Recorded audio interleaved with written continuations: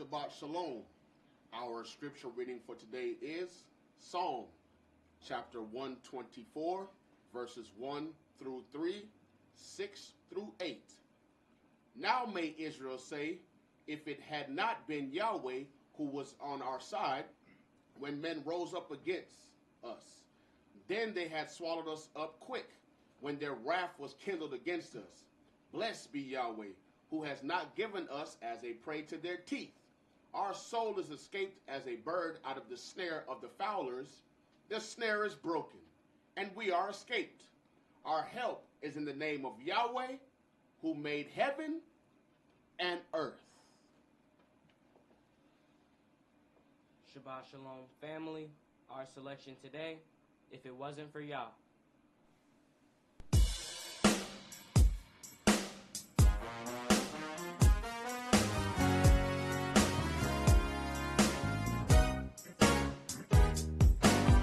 If it wasn't for Yah, where would I be? My life was nothing until He set me free. What a change He made in my life. No more compromising, no wrong for the right.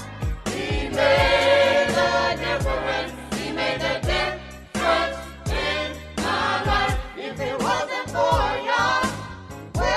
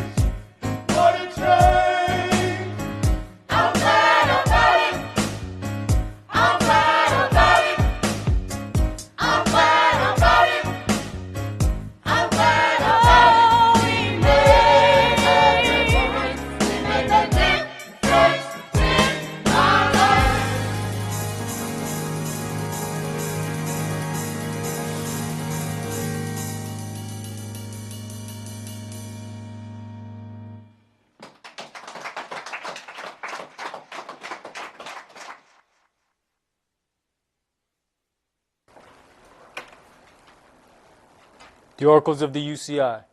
1 Peter chapter 4, verses 7 through 11. But the end of all things is at hand. Be you therefore sober, and watch unto prayer. And above all things have fervent love among yourselves, for love shall cover the multitude of sins. Use hospitality one to another without grudging. As every man has received the gift, even so minister the same one to another as good stewards of the manifold grace of Elohim. If any man speak, let him speak as the oracles of Elohim. If any man minister, let him do it as of the ability which Elohim gives, that Elohim in all things may be glorified through Yahshua the Mashiach, to whom be praise and dominion forever and ever. Amen. Ephesians chapter 4, verses 29 through chapter 5 and verse 4. Let no corrupt communication proceed out of your mouth, but that which is good to the use of edifying, that it may minister grace unto the hearers. And grieve not the Holy Spirit of Elohim, whereby ye are sealed until the day of redemption. Let all bitterness and wrath and anger and clamor and evil speaking be put away from you with all malice. And be you kind one to another, tender-hearted, forgiving one another, even as Elohim for Yahshua's sake has forgiven you. Be you therefore followers of Elohim, as their children, and walk in love, as the Mashiach also have loved us, and has given himself for us an offering and sacrifice to Elohim for a sweet-smelling savor. But fornication and all uncleanness or covetousness, let it not be once named among you as becomes saints. Neither filthiness, nor foolish talking, nor jesting, which are not convenient, but rather given of thanks. Ecclesiastes chapter 5, verses 1 and 2. Keep your foot when you go to the house of Elohim, and be more ready to hear than to give the sacrifice of fools, for they consider not that they do evil. Be not rash with your mouth, and let not your heart be hasty to utter anything before Elohim. For Elohim is in heaven, and you up on earth. Therefore let your words be few. Exodus chapter 23, verses 20 and 21. Behold, I send an angel before you, to keep you in the way, and to bring you into the place which I have prepared. Beware of him, and obey his voice. Provoke him not, for he will not pardon your transgressions, for my name is in him. Revelations chapter 3, verses 20 through 22. Behold, I stand at the door and knock. If any man hear my voice and open the door, I will come into him and will sup with him, and he with me. To him that overcomes will I grant to sit with me in my throne, even as I have also overcame and am sat down with my Father in his throne. He that has an ear, let him hear what the Spirit says unto the churches. All right, Shabbat Shalom. Shabbat Shalom. Which is peace on Yahweh's holy Sabbath day. Welcome to another holy convocation that Yahweh has enjoined unto us here in this body of Yahshua. As things are getting closer and closer to the redemption of the children of Israel, we have to get ready for Jacob's time of trouble. And what we have to first understand is trouble comes before redemption. But that trouble has different aspects of it, but it also is going to allow Yahweh to see who actually wants to be saved. He didn't just take the children of Israel out of Egypt and then just thrust them into his land. It was a process where he had to weed out the rebels. So there are certain things that are being shaken up right before us. And as we start going through these stories in this book, it's not just a bunch of stories. There are certain things we have a tendency to latch on to law and epistles. We don't understand that within the actual elements of some of the other stories, he's actually telling you how he's going to deal with you. And if we get into it and start understanding, you have to first learn how Yahweh is dealing with you personally, but you also have to learn how Yahweh is dealing with us as a people. So when he puts the elements of these stories, the details, as we start encountering the next step of our journey, then you start realizing that, wait a minute, this was like this, that was like that. So he's preparing you without telling you that he's preparing you. So there is a part of our preparation that we have absolutely no control over whatsoever. But if you are going through your book the way that we're supposed to, you're getting elements of practice that you don't even understand. It's the Karate Kid, wax on, wax off. All you know is that you're going through your daily chores, but you're learning how to defend yourself. You just don't know it yet. A lot of the programs that were used to pacify our people are being abruptly taken away. Our people were able to advance tremendously coming out of slavery, even having small amounts of revenue. They got together, those same families that were made to breed. So the very aspects of forcing these families together where they have 13, 14, 15 people in a house sounds bad until you then understand. Each family then has a business. They already have 15 employees.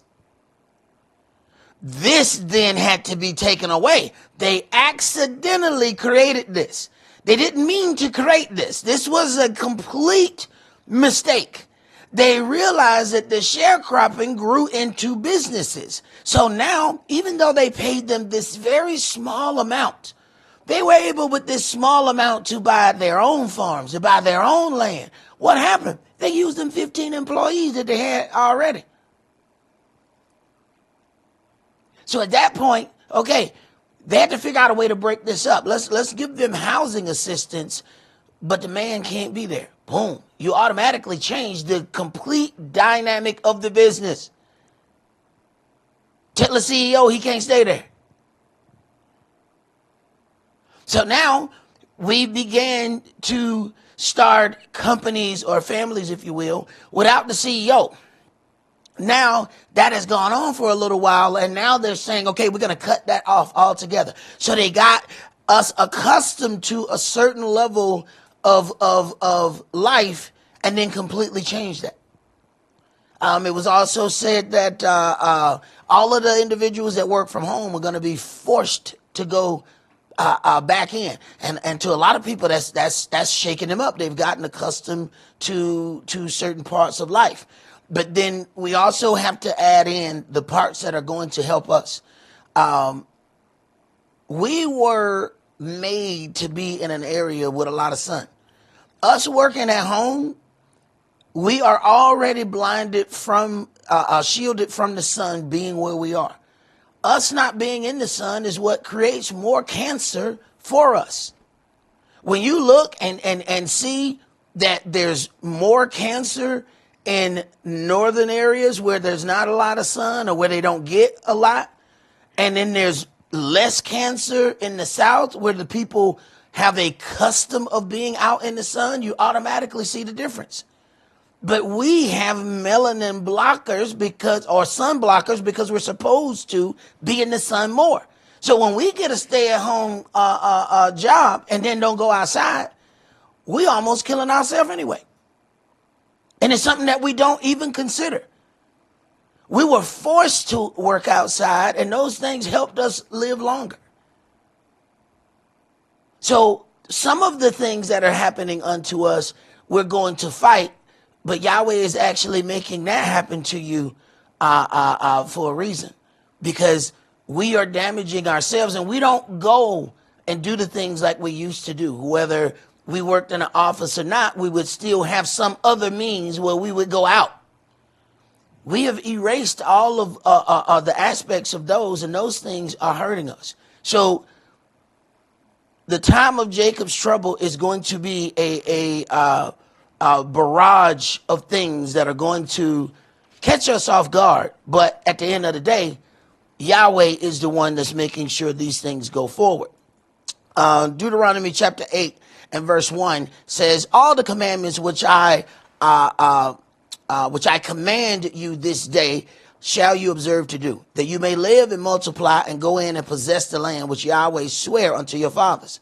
And you shall remember all the way which Yahweh your Elohim led you these 40 years in the wilderness to humble you and to prove you, to know what was in your heart, whether you would keep the commandments or no. So Yahweh sends us to a process so you would know, not so that he would know. I think that's the part that we miss, that we're going through things so that we will know what's in our heart. Because see, there's the part that we think about ourselves, and then there's the part that's really ourselves. See, sometimes you'll ask somebody, what do you like? And their mouth will say that they like one thing. But when you watch their actions, you say, no, you like something else. Well, why you say that? Because you don't spend any of the time doing the stuff you say you like. You say you like this, but every time I turn around, you in the store. No, you like shopping. Every time I call you, that's where you at. Every time I see you, I say, where you been? You came from that. That's what you like right there. So you might say you like this. See, so Yahweh says that he's going to do these things to prove to you what's in your heart. And how can you really ask something of Yahweh when you don't know what's in your own heart? So you asking him for something, but you don't know what's in you. How you going to know when he give it to you? And he humbled you and suffered you to hunger and fed you with manna. He's also given us an example. A lot of us going on all of these weight programs. We trying to get some Ozempic going. Don't worry about it. Yahweh got a weight program coming to a house near you. Don't you worry about it. Which you knew of not. Neither did your fathers know, that he might make you to know that man does not live by bread only, but by every word that proceeds out of the mouth of Yahweh does man live. Your raiment waxed not old upon you, neither did your foot swell these 40 years. So without any of these advanced measures, somehow you still made it. But you have to learn how to trust in things other than the so-called advanced measures. When I was in the hospital, I had going through COVID. I had to be on an oxygen mask, and eventually it downgraded to the tube. I had gotten so hooked on it in my mind that I kept reaching for the oxygen, even though at this point my oxygen had increased. I was breathing better, but in my mind, I couldn't breathe without the oxygen. So they got to the point, they had already turned the machine down, but I'm still depending mentally on the oxygen. So I keep reaching for it. They keep taking the tube and pushing it further back. So I got to keep looking for it, and I'm panicking because I can't find the oxygen tube. So I finally get the tube, and I put it around my ear and put it in my nose, and they let that go on for a few days. You know, my family in there too. They part of it. Baby, you know that's not on, right? I said, what the what? I said, no, I feel better. Baby, that's not on. I said, what the what? I said, baby, this is a machine right here. Let me show you something. Baby, that's been off. What the what? Okay. So there's the part that we have grown dependent on that you think you need, that he about to show you. You don't need that. You just think you need that. And all the way for him to prove it to you, he can't just tell you. He got to show you. It says, you also shall consider in your heart that as a man chastises his son, so Yahweh your Elohim chastises you.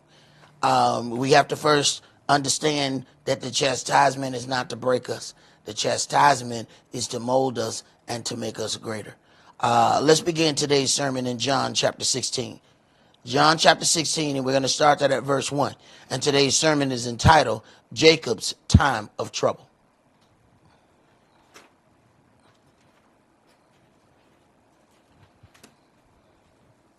John chapter 16, and we're going to start that at verse 1. These things have I spoken unto you, that you should not be offended. They shall put you out of the synagogue. Yes, the time comes that whosoever kills you will think that he does Elohim service. They who kill you will think that they have done Elohim a service. That means the entire earth has been convinced that you are not the people of the covenant, that you are just some people that he has turned his back on, and that it's okay if we are mistreated. I mean, after all, the law here says we're 3/5 of a human being. You know, we kind of forget that when we get stuck into prosperity, that we forget that their laws say that you're not a whole person. So when people start making statements about, you know, making something great again or going back to the days of old, you have to start asking a question, how old are we going?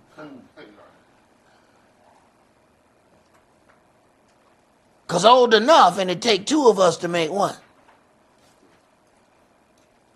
Go ahead. And these things will they do unto you, because they have not known the Father nor me. But these things have I told you, that when the time shall come, you may remember that I told you of them. And these things I said not unto you at the beginning, because I was with you. But now I go my way to him that sent me. And none of you ask me, where goeth you? But because I have said these things unto you, sorrow has filled your heart. Nevertheless, I tell you the truth. It is expedient for you that I go away. For if I go not away, the Comforter will not come unto you. But if I depart, I will send him on to you. So there has to be a point of trouble for you to be elevated. Although we have absolute love, understanding, oh my God, Yahweh has allowed Yeshua to come to us and deliver us with all of this information, this knowledge, this power, but now you gotta go. Now you have to understand what kind of big letdown that is for them. You mean we've been waiting all of this time and now we understand that you are he and now you got to go? Yeah, I got to go. If I don't go, you don't move on to the next level. If my elder had stayed alive, I would not be at this level. I would have grown. I wouldn't have grown like this. Because there's a certain level of growth you don't do unless you got to. You don't do that because you just want to be great. Go ahead. And when he comes, he will reprove the world of sin, and of righteousness, and of judgment. Of sin, because they believe not on me. Of righteousness, because I go to my Father, and you see me no more. Of judgment, because the prince of this world is judged.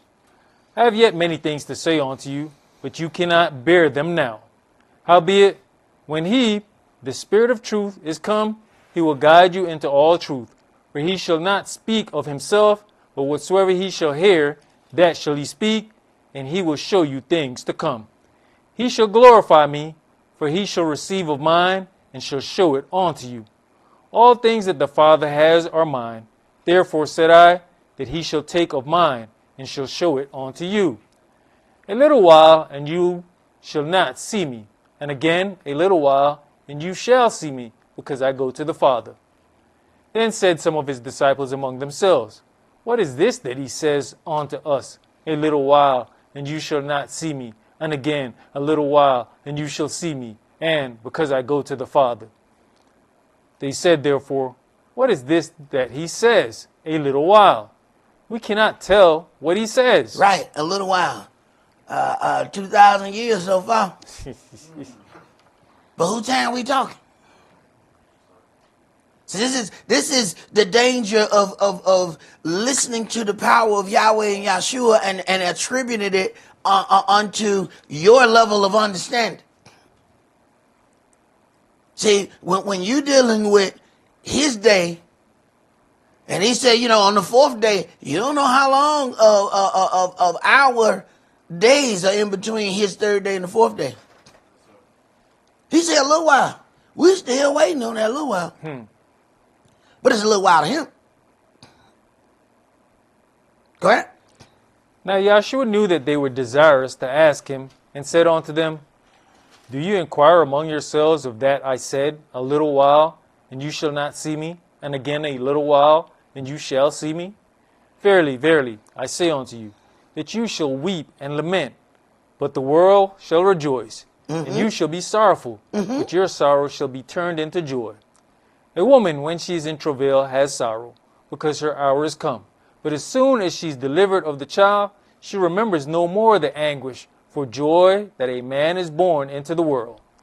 And you now therefore have sorrow, but I will see you again, and your heart shall rejoice, and your joy no man takes from you. And in that day you shall ask me nothing. Verily, verily, I say unto you, whatsoever you shall ask the Father in my name, he will give it to you. Hitherto have you asked nothing in my name. Ask, and you shall receive, that your joy may be full. These things have I spoken unto you in Proverbs, but the time comes when I will no more speak unto you in Proverbs, but I shall show you plainly of the Father. Now, you have people that this is where they get their naming and claiming from whatever they ask in his name. They just learned his name last week. I don't know who that was they were asking him. But they've been doing their name it and claim it doctrine for a while. But they ain't been asking his name. Go ahead. At that day you shall ask in my name, and I say not unto you that I will pray the Father for you. For the Father himself loves you, because you have loved me, and have believed that I came out from Elohim. I came forth from the Father, and I am come onto the world again. I leave the world and go to the Father. His disciples said unto him, Lo, now speaketh you plainly, and speak no proverb. Now are we sure that you knoweth all things, and needeth not that any man should ask you. By this we believe that you came forth from Elohim. And one of the other things when you look at this, we don't even consider who he's talking to. You have your average person who go to church on Easter and a few other days, and they think that these writings were talking to them. He's talking to bona fide followers. People who shall be fishers of men. They have a very heavy job, but the average individual, Joe Schmo, think that this is on him. Whatever he asks, he gonna get. First of all, what you asking for it for? And if you get it, what you gonna do with it? Who is going to be helped by it other than you? Go ahead. Yahshua answered them, Do you now believe? Behold, the hour comes, yes, is now come, that you shall be scattered, every man to his own, and shall leave me alone. And yet I am not alone, because the Father is with me. Right. You shall be scattered. Hey, they were in a learning process together. When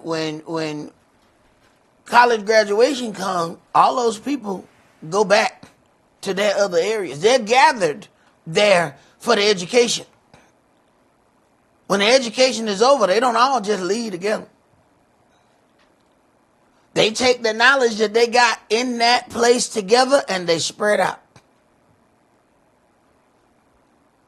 We may want to gather together and we get to feel that camaraderie, but this information needs to go out to other places.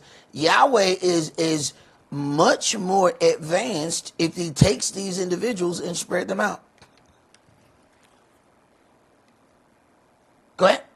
These things I have spoken unto you, that in me you might have peace. In the world you shall have tribulation, but be of good cheer. I have overcome the world. All right, let's go to Matthew chapter 24.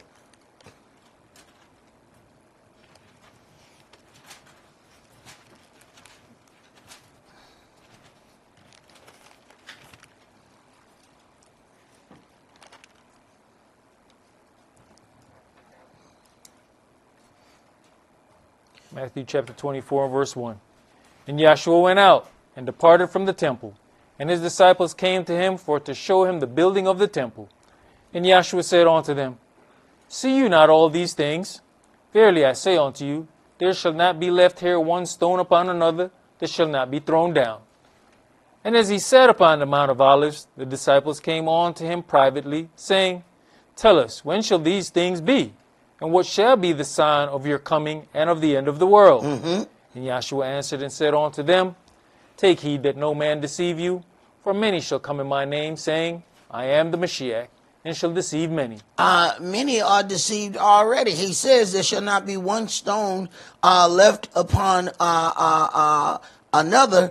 But you have people going to the so-called Holy Land, think they praying on a wall of the temple. And clearly, if you do any research, you find out that that ain't it. It is exactly what Yahshua said. There ain't going to be one stone standing upon another. Yet you take a look and you see all of these people bouncing their head up against the wall. And because media has told us that these are the holy people, we buying it. Go ahead. And you shall hear of wars and rumors of wars. See that you be not troubled. For all these things must come to pass, but the end is not yet. For nation shall rise against nation, and kingdom against kingdom.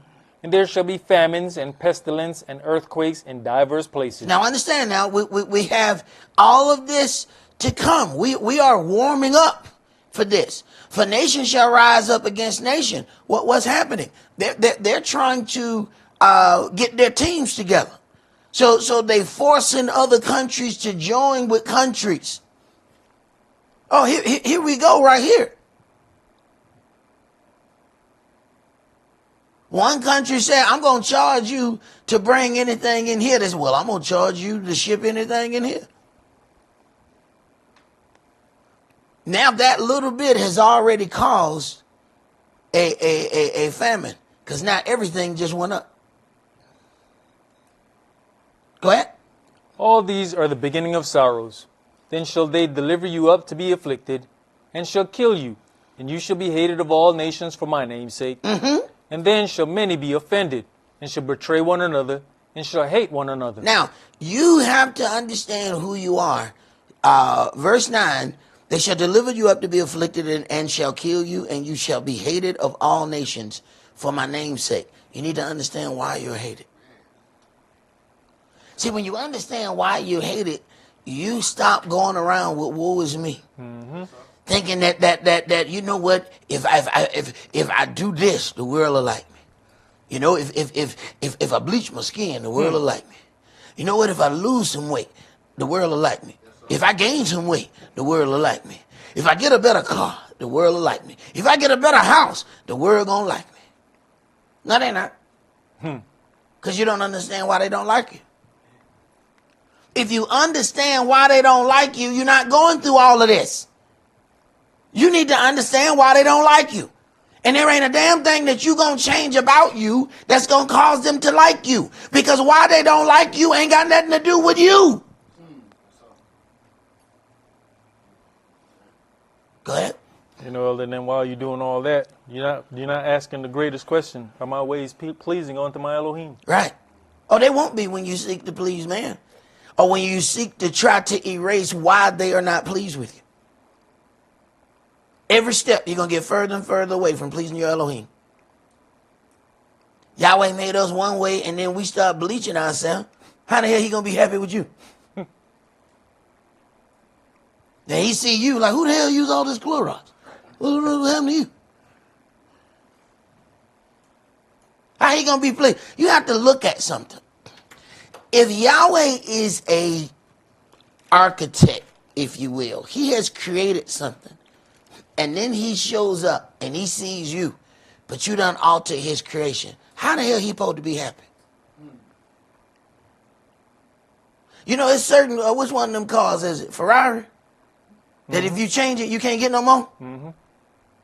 Like Justin Bieber, people like that, they on the list. They can't get another Ferrari. You are not allowed to change. They said the car's perfect. You can't change the color. You can't change nothing. Don't mess with the car. You mess with the car, they put you on the database. You will no longer, you are banned from life. I don't care you got the money. You will never buy another one of these cars from us. Now, wait a minute. This is a car maker who says you can't alter their creation. But we tell Yahweh, you know what? You know, the way you made these lips, I believe you're God and everything, and I believe you're all-knowing and all-powerful, but I think you may have been on the Milky Way. You're not really paying attention. I want to alter this. Now the question, all right, was it causing you any harm? Was it doing something? See, were you having any medical issues because of this?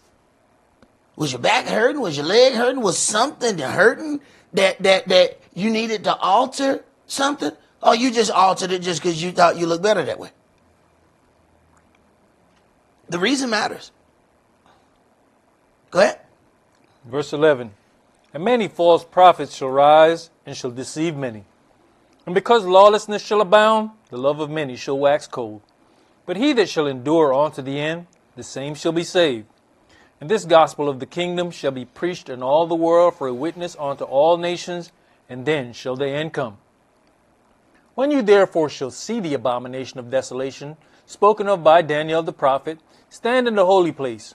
Whoso reads, let him understand. So then, there's going to be an abominable individual proclaim holiness. Now, this is spoken of by Yahshua, and these are events that we are waiting on. We have to ask ourselves a question. How is there a setup, a state of Israel, and none of these things have taken place? Go ahead. Then let them which be in Judea flee into the mountains. Let him which is on the housetop not come down to take anything out of his house. Neither let him which is in the field return back to take his clothes. And woe unto them that are with child, and to them that give suck in those days. But pray you that your flight be not in the winter, neither on the Shabbat day. For then shall be great tribulation, such as was not since the beginning of the world to this time, no, nor ever shall be. And except those days should be shortened, there should no flesh be saved. But for the elect's sake, those days shall be shortened. Right. And trying to count or figure out those days is always a very interesting dilemma, because you're trying to figure out what is the start of that. Because if you get right down to it, the abomination coming into the land started when the Greeks got there. So which part are we counting? See, the same thing is going to happen on levels, but which one is the one that he's talking about? That's what we don't know. So we can go through all of this and try to figure out the equations, but you don't know when his start is. Just like a lot of people looked at, okay, the son of Dawid building the temple. He wasn't talking about Solomon. So which son you counting from? Go ahead. There's people that try to separate the book. Those who are in the New Testament say don't go back to the Old Testament. But we're in the New Testament, and here's the Mashiach talking about Daniel. Mm-hmm. So if I don't do my due diligence and go back to the Old Testament, how do I know what the heck Daniel had to say? Right. We have to understand something. When he's saying this, there is no New Testament. So you have these individuals saying all of these things. He's telling us about things that as we get further into it, we still ain't seen happen yet.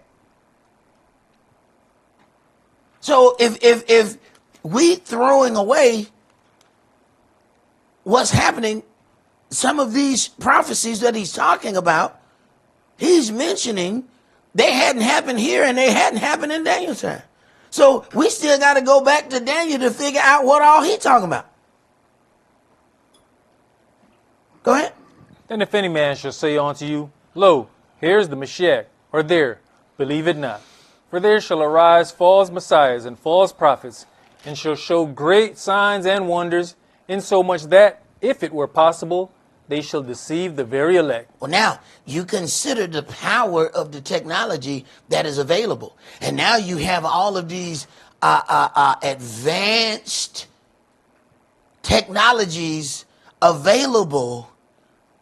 What might they be able to fool the earth into thinking with their advanced technology? And we have people that are boasting of their knowledge right now. What all might they be able to present unto us? Go ahead. Behold, I have told you before. Wherefore, if they shall say unto you, Behold, he is in the desert, go not forth. Behold, he is in the secret chambers, believe it not. For as the lightning comes out of the east and shines even unto the west, so shall also the coming of the Son of Man be. For wheresoever the carcass is, there will the eagles be gathered together. Immediately after the tribulation of those days shall the sun be darkened, and the moon shall not give her light, and the stars shall fall from heaven, and the powers of the heavens shall be shaken. All right, now, so we're talking about some great distress in the heavens. Immediately after the tribulation of those days shall the sun be darkened, the moon shall not give her light, and the stars shall fall from heaven.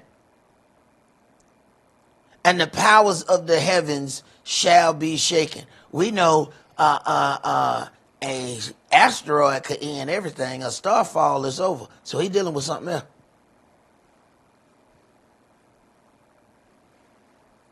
See, now the evil angel's here. So if we thought we had a problem dealing with the minions of the evil one, when his angels get here, oh, we in big trouble.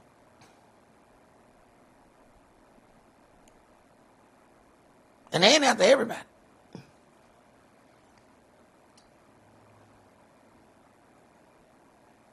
The problem is Jacob don't know he Jacob. So once again, it's going to be confusing to Jacob what's happening unto him. Go ahead. And then shall appear the sign of the Son of Man in heaven, and then shall all the tribes of the earth mourn. And they shall see the Son of Man coming in the clouds of heaven with power and great glory. And he shall send his angels with a great sound of a trumpet, and they shall gather together his elect from the four winds, from one end of heaven to the other. All right, so look at the process. 29. Immediately after tribulation of those days shall the sun be darkened, the moon shall not give her light, and the stars shall fall from heaven, and the powers of heaven shall be shaken. So, of diverse earthquakes. Then shall appear the Son of Man in heaven. And then shall all the tribes of the earth mourn. They shall see the Son of Man coming in the clouds of heaven with power and great glory. So, you see the stars of heaven fall. After that, you see Yahshua coming. So what happened? Yahshua just threw them ones out who just came before. You don't see Yahshua until they come out. All right, so when you see someone running, whatever came behind that is what made them run. All right. So that we understand where this indignation is coming from and where it's going to go. Let's go to Daniel chapter 11.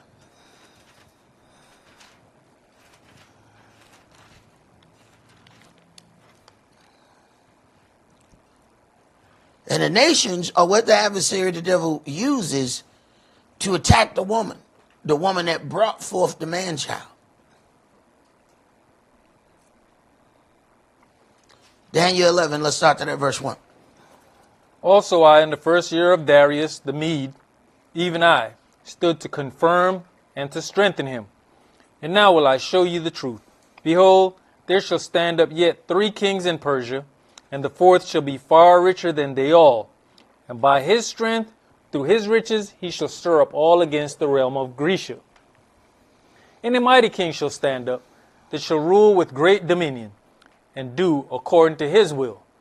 And when he shall stand up, his kingdom shall be broken. Now, understand that you're having the Euro-Gentiles who were given their 2,500 years to rule. They are all fighting over parts of the kingdom, which is what's happening. They're fighting over the same areas to gain more and more control. They know it is their time to rule. The only individuals in major power is going to be them. I always ask the question: how is there a Jewish state during the peak of Gentile rulership? The only way they can rule during Gentile rulership is if they're Gentiles. I'm sorry. If I take one and I add one, then I end up with two. My mama told me that. My auntie Vicky showed me how to do that. One baby, and then you add another one baby. What you got? See. My mama, my auntie, they drilled that into me. I know 1 and 1 is gonna give me 2. So if there's time of the Gentile rule, if you are ruling in Israel and have your own state, I'm sorry, you must be Gentile. That's what the 1 and 1 told me. Now it makes sense why DNA testing is illegal in the state. It makes perfect sense. Because how can you be already established in the middle of their reign? So much, in fact, that the Gentiles from America can create a weapon. And you can say, I want that. And they're obliged to give it to you. Why would a Gentile be obliged to give you the exact same weapon that they just created? And every time this country creates something, this other country can say, all right, when you bringing us ours? Demand it and get it. Why would they do that if that's not one of their own? Go ahead. You know, Elder, as we kind of watch this and just mentioned the dividing of the kingdom, we know that's the Gentile kingdom. You know, 30-year military vet said something to me today, which I never actually really looked at, because we look at the control of certain countries that America has, but not looking at the whole European Union. Mm-hmm. He said, yeah, this country's been able to suppress the European countries from building their military might, but that is now changing. Because of the stuff going on, all these other European countries are now positioning themselves to build up their military might. Which, you know, we've been positioned at watching China, and we've been positioned at watching Russia, not understanding Europe itself as France and the rest of this country's actually suppressed them from building up their military might as well. Mm-hmm. And they get to prosper if she is out of the way. So it's really going to throw them off. People have not formulated their brains to understand that, you know, just because they're Gentiles don't mean that they're not going to fight each other. They're fighting each other for that power. And if somebody is hindering them from gathering that power, they will get together and move that somebody out of the way. Go ahead. Verse 4. And when he shall stand up, his kingdom shall be broken, and shall be divided toward the four winds of heaven, and not to his posterity, nor according to his dominion which he ruled. For his kingdom should be plucked up, even for others beside those. Right. So when Alexander the Great conquered the earth faster than anybody, then you go and start doing the research. These individuals were absolutely off in the head. I mean, off. But they were warriors. But then their kingdoms, as soon as they die, boom, it gets divided. And now we're watching the divided fractions go at one another. Go ahead. And the king of the south shall be strong, and one of his princes, and he shall be strong above him, and have dominion. His dominion shall be a great dominion. And in the end of years they shall join themselves together. For the king's daughter of the south shall come to the king of the north to make an agreement. But she shall not retain the power of the arm, neither shall he stand, nor his arm, but she shall be given up, and they that brought her, and he that begat her, and he that strengthened her in these times. But out of a branch of her roots shall one stand up to his estate, which shall come with an army, and shall enter into the fortress of the king of the north, and shall deal against them, and shall prevail, and shall also carry captives into Egypt their gods, with their princes, and with their precious vessels of silver and of gold, and he shall continue more years than the king of the north. So the king of the south shall come into his kingdom, and shall return into his own land. But his sons shall be stirred up, and shall assemble a multitude of great forces, and one shall certainly come and overflow and pass through. Then shall he return and be stirred up, even to his fortress. All right, jump to verse 18. After this shall he turn his face unto the isles, and shall take many. But a prince for his own behalf shall cause the reproach offered by him to cease. Without his own reproach he shall cause it to turn upon him. Now, when you start looking at some of the things that are going on, it makes you think about some of these verses that will come next. Go ahead and read that. Then he shall turn his face toward the fort of his own land, but he shall stumble and fall and not be found. Then shall stand up in his estate a raiser of taxes in the glory of the kingdom. But within few days he shall be destroyed, neither in anger nor in battle. So when it says you shall have these rumors of wars, nation against nation, so now there's a tax war. We're going to tax you if you bring this in. We're going to tax you if you ship that out. We're going to tax you. So we have this battle, and it's interesting. Keep reading. And in his estate shall stand up a vile person. In his estate shall stand up a vile person. Have you paid attention that we have at this point a non-elected official prancing around the country, shutting down things that they were never elected to do? They have not been elected one time, but they are shutting down all types of things, saying that they're going to cut out this, they're going to cut out that. And how did they get there? Keep reading. To whom they shall not give the honor of the kingdom, but he shall come in peaceably and obtain the kingdom by flatteries. Wait a minute. Come on. Yes, sir. Pay attention to all the things that were said.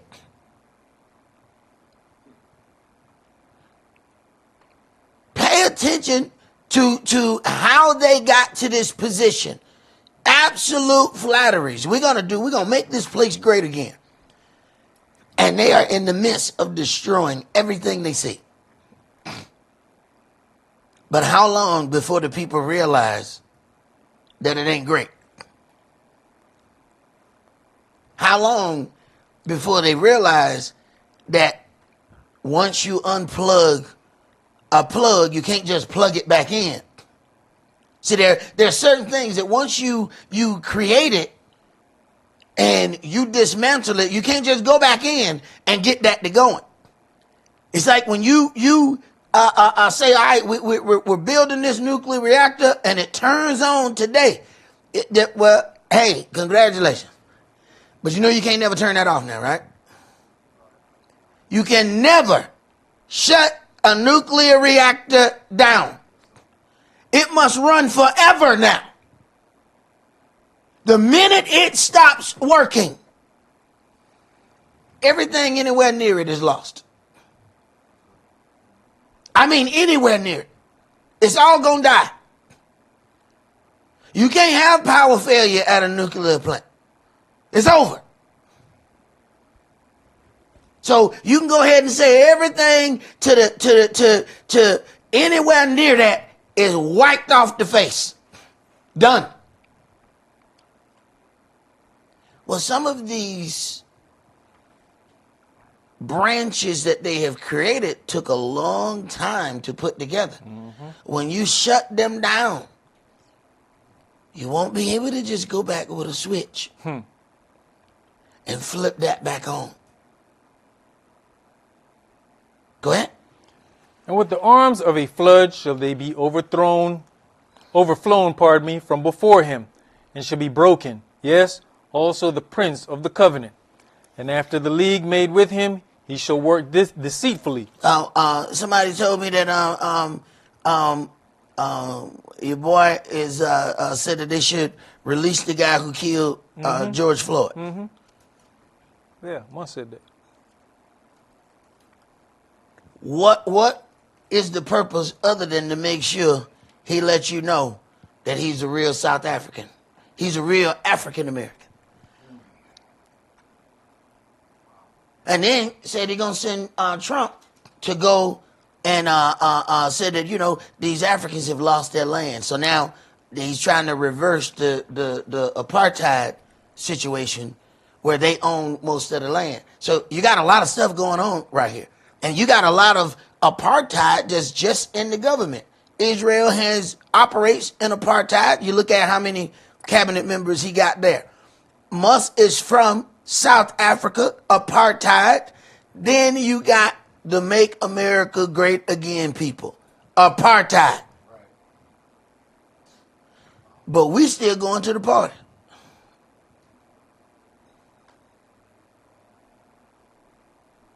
Go ahead. For he shall come up and shall become strong with a small people.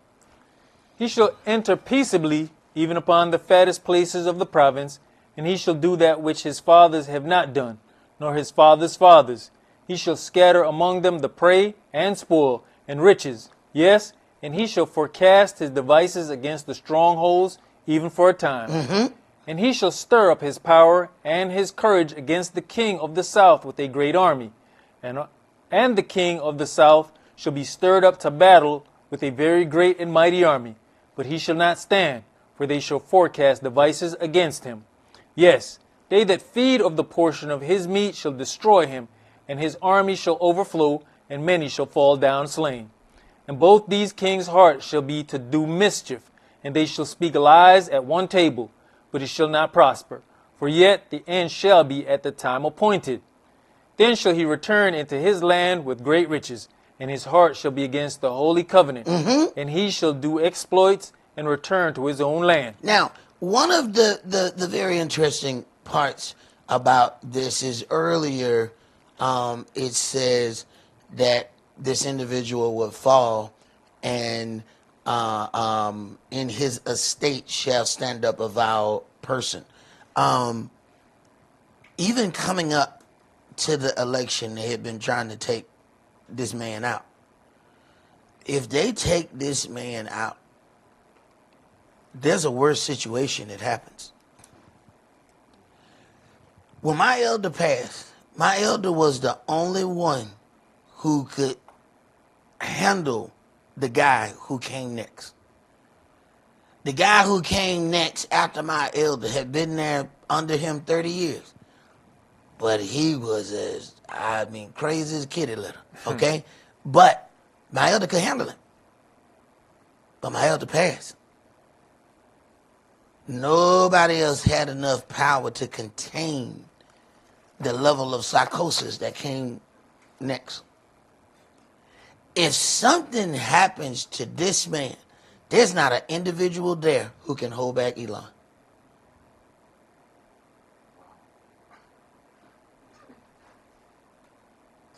Okay, let's go to Daniel chapter 12. And at that time shall Michael stand up, the great prince which stands for the children of your people. And there shall be a time of trouble, such as never was since there was a nation even to that same time. And at that time your people shall be delivered, every one that shall be found written in the book. All right. So what we need to do is make sure our name in the book. See, while we trying to make sure we got the right amount of likes on Facebook and stuff like that, you need to make sure your name in another book. See, we're trying to figure out why didn't nobody like my post. You need to be checking another book. Go ahead. And many of them that sleep in the dust of the earth shall awake, some to everlasting life, and some to shame and everlasting contempt. You don't live forever. All right? The question is, where you going to live at? But you're going to live forever. Don't worry about that. Go ahead. And they that be wise shall shine as the brightness of the firmament, and they that turn many to righteousness as the stars forever and ever. But you, O Daniel, shut up the words and seal the book, even to the time of the end. Many shall run to and fro, and knowledge shall be increased. Then I, Daniel, looked, and behold, there stood other two, the one on this side of the bank of the river, and the other on that side of the bank of the river.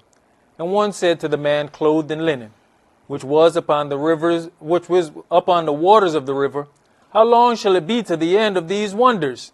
And I heard the man clothed in linen, which was upon the waters of the river, when he held up his right hand and his left hand unto heaven, and swear by him that lives forever, that it shall be for a time and times and half a time.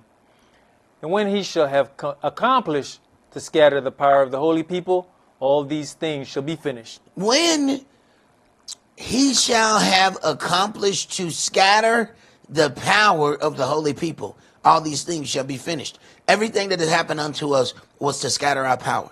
From desegregation to the project housing, which was a project to house us and slow us down from growing.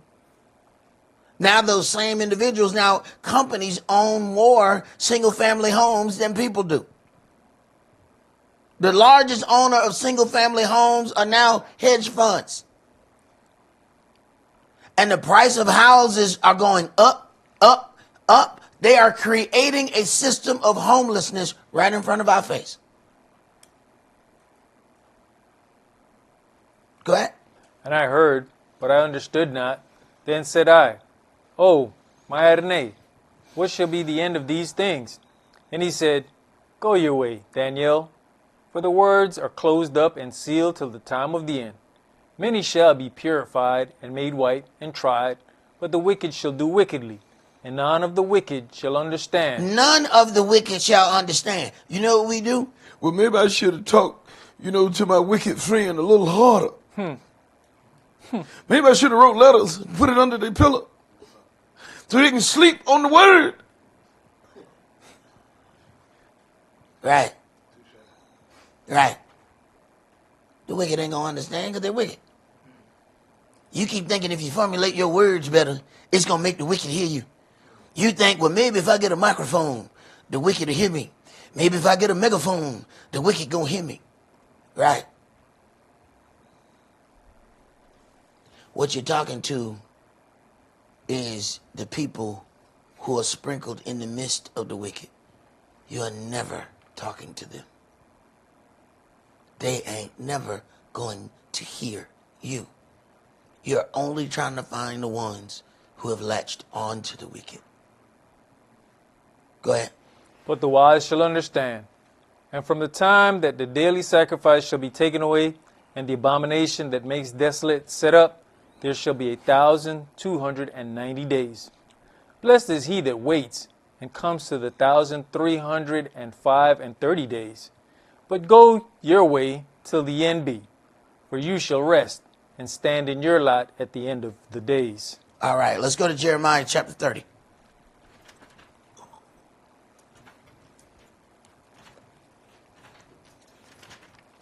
So that we understand the things that are coming upon us are already prophesied. The things have already been set into play. There's nothing you're going to say or do that's going to change any of the events that are coming forward. So don't think you're going to nice your way out of this. You ain't going to sweet your way out of this. You ain't going to save your way out of this. You ain't going to stack your way out of this. You're going to go through this.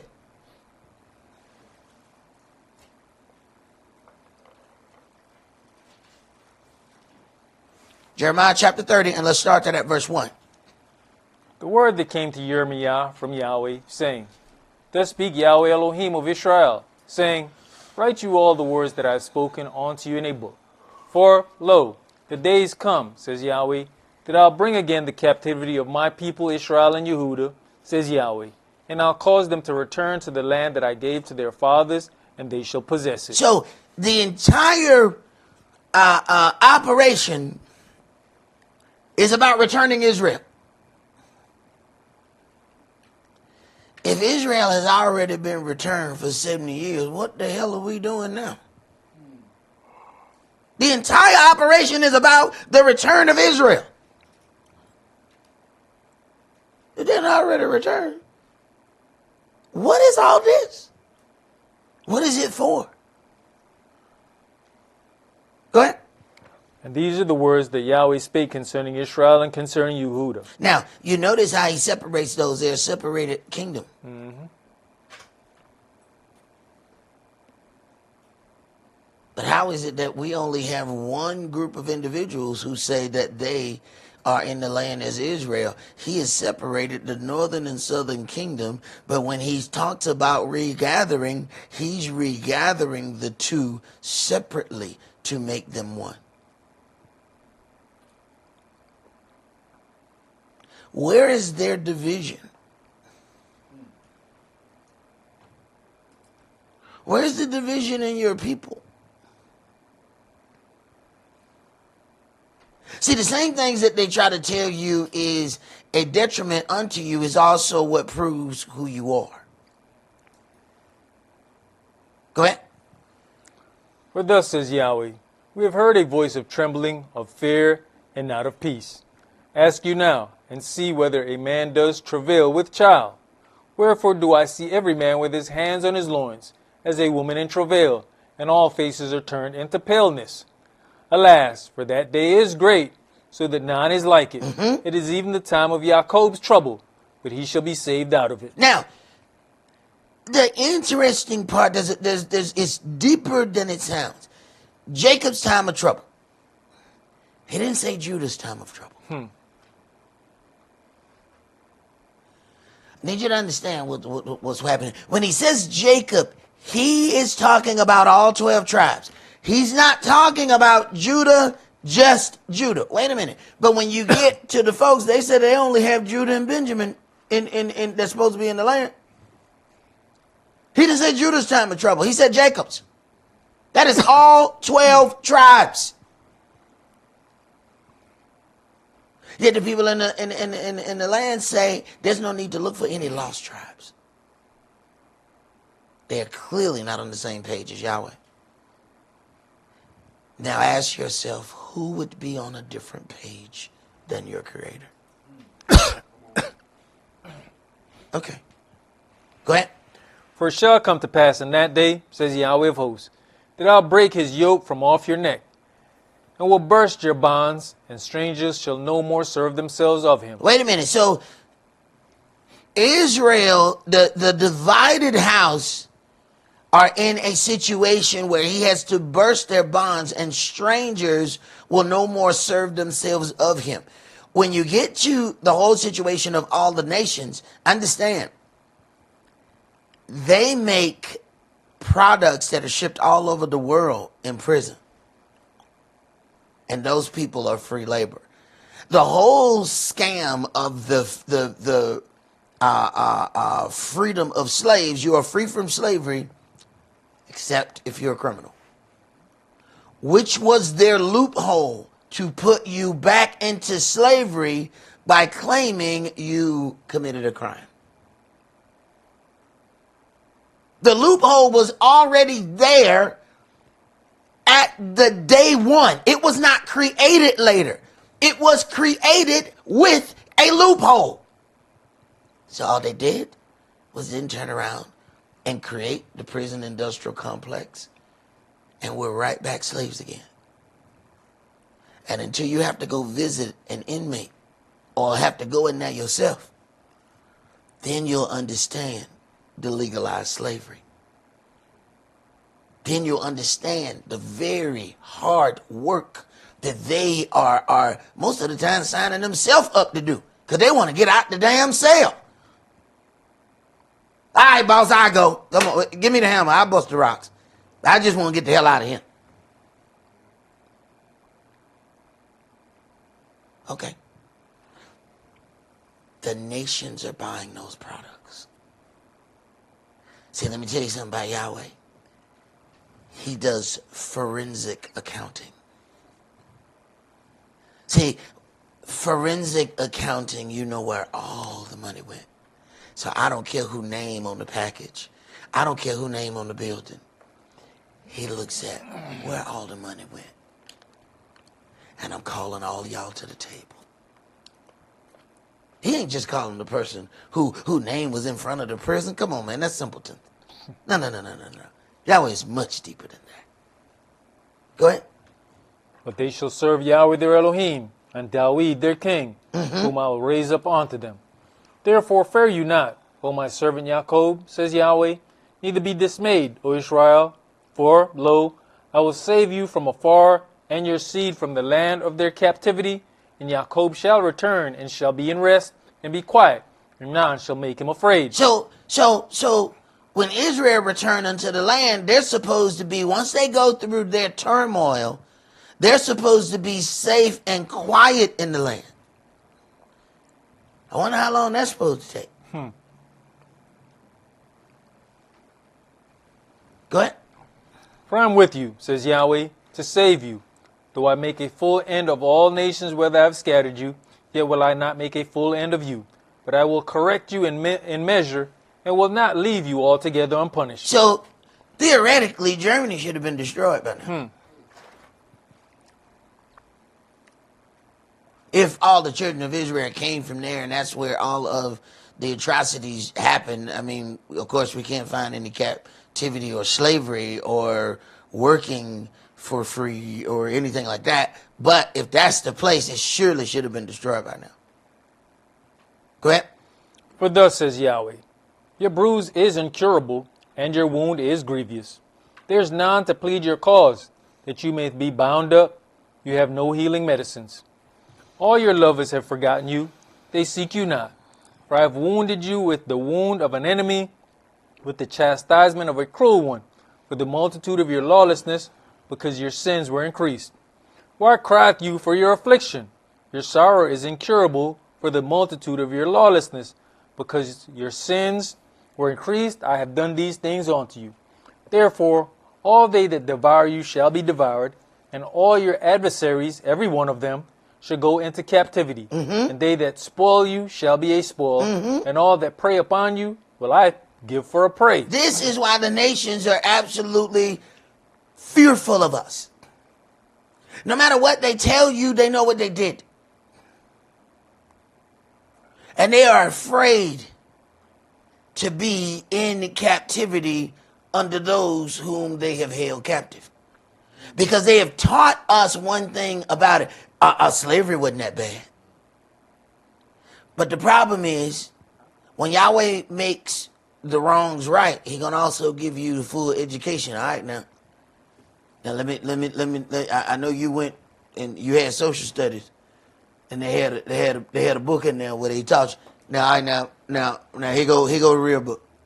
Now let me tell you what really happened. Oh, they are greatly afraid of that. All of the things that they have lied about. There have been Gentiles that found out that they were given a smooth story about their family in slavery. Did a little digging and found out that their family was horrible in the things that they were doing, and it broke some of them down. That the history, the legacy that they had been given was a lie. That their family had raped, murdered, pillaged, had mass murders where, hey, these people didn't operate, killed all 15 of them, buried them all at the same time. People found this out and it shook them up. So the history of it is not just a lie to us. It was also a lie to them so that they would believe their own lie. They actually believe that it's true. Because this was the legacy that was handed down to them by their forefathers. Go ahead. You know, Elder, you said that, we get that whole slavery wasn't that bad. And that's all covered right there in verse 12. He say, for thus says Yahweh, your bruise is incurable and your wound is grievous. There's none to plead your cause. That goes right back to that, slavery wasn't that bad. Nobody wants to plead that cause, but every year we hear about the Holocaust, the Holocaust, the Holocaust. Well, I done watched 3 things on Hitler just this week. And the closer you get to Passover, the more stuff you're going to hear about Hitler. But I tell you what, that Black History Month went by so fast. I don't remember seeing not damn slavery program. I didn't see nothing the whole so-called Black History Month. But I tell you, Hitler History Month is going on right now. Go ahead. For I'll restore health unto you, and I'll heal you of your wounds, says Yahweh. Because they called you an outcast, saying, this is Zion, whom no man seeks after. Thus says Yahweh, behold, I'll bring again the captivity of Jacob's tents. When you bring again the captivity, you're causing the captivity to cease. What captivity? See, our problem is we think we're free.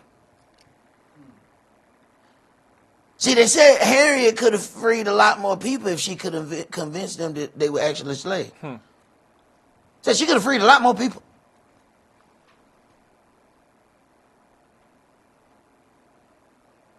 So here we are not really knowing that we're in captivity.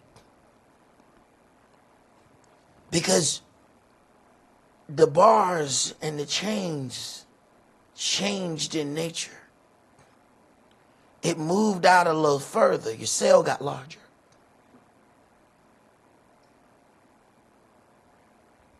But if you got to get up every morning to go clock in, we still in the same system that we was in before.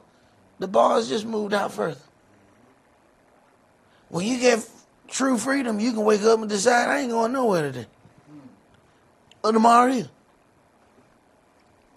I don't care how much money we got, we still ain't free. We are free when we can get up in the morning and say, I ain't doing jack. I ain't calling nobody to tell them I ain't doing jack. That's when you're free. And still not have to suffer the loss of your land. You can do it now, but you're going to be homeless. When you can do it, and in no shape, fashion, or form, your land is in jeopardy, then you are free. Go ahead. And have mercy on his dwelling places, and the city shall be built upon her own heap, and the palace shall remain after the manner thereof. And out of them shall proceed thanksgiving, and the voice of them that make merry. And I'll multiply them, and they shall not be few. I will also glorify them, and they shall not be small. Their children also shall be as aforetime, and their congregation shall be established before me. And I will punish all that oppress them. And their nobles shall be of themselves, and their governors shall proceed from the midst of them. We don't understand how powerful that is. Their nobles shall be of themselves, and their governors shall proceed from the midst of them. Your ruler's going to look just like you. We don't understand the power of that. To have like-minded individuals over the affairs of your community. Even when we get somebody who look like us, they have been brainwashed by somebody who don't look like us. So then their agenda does not fit us. I mean, all we got to do is deal with the first African American that got in that office. What laws did he pass to benefit any of us? I can tell you he was very interested in securing the future for LGBTQ. Now, you figure out, why. That's on you. But I tell you what, I can tell you what laws he passed. He didn't pass not a damn law that had anything to do with helping us as a people. That was the first African American. Now we got another African American, and he looked like he about to do worse than the first. We don't understand when it says your governors shall proceed from the midst of you. They're going to really have the best interests of you in their heart. We don't know what that's like. Go ahead. And I will cause him to draw near, and he shall approach unto me. For who is this that engage his heart to approach unto me, says Yahweh. And you shall be my people, and I'll be your El. Behold, the whirlwind of Yahweh goes forth with fury, a continuing whirlwind. It shall fall with pain upon the head of the wicked. The fierce anger of Yahweh shall not return until he have done it, and until he have performed the intents of his heart in the latter days, you shall consider it. All right, so then we have the great anger of Yahweh that is going to take care of this business. This is why we have to be careful of what we do with our anger. Let's go to Romans chapter 12.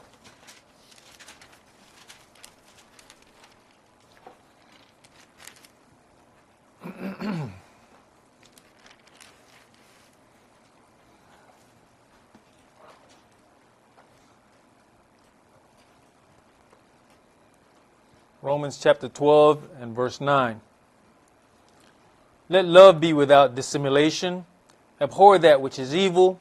Cleave to that which is good. All right. So we're not supposed to have this big gray area when it comes to that. Let love be without dissimulation.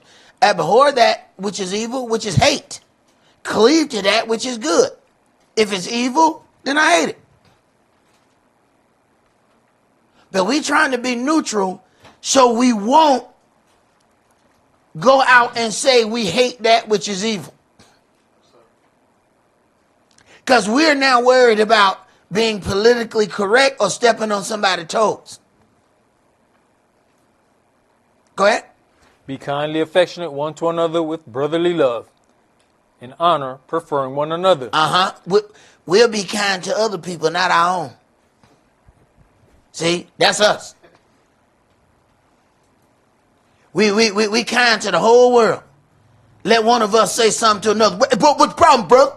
Wait a minute, man, you ain't do that to them people. Them people been trying to kill you all week. Look how nice you to them people. Go ahead.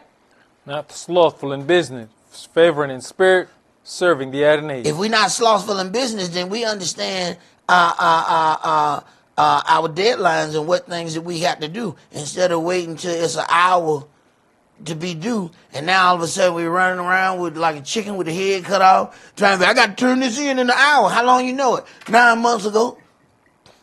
Wait a minute. You knew this in time enough to deliver a whole baby? But you worry about it now? You slothful in business. You ever seen a sloth? Don't. You go to sleep watching it, just scratch his head. What the hell is it about to do? That's all it was gonna do. We gonna sit here and watch this. Yeah, that's how long it takes. Okay. You're slothful in business. I see, this is dealing with me right now because I'm like, damn, I got some stuff I need to file right now.